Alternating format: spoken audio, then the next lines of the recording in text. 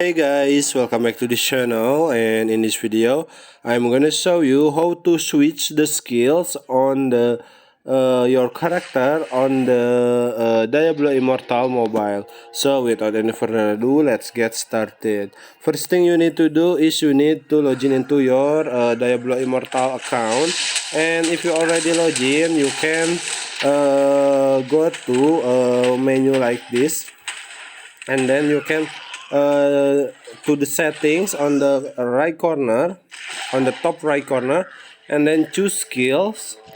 And over here you can see uh, you can choose the skill that you want to equip, and then target to the skill that you want to change or switch, okay, like this.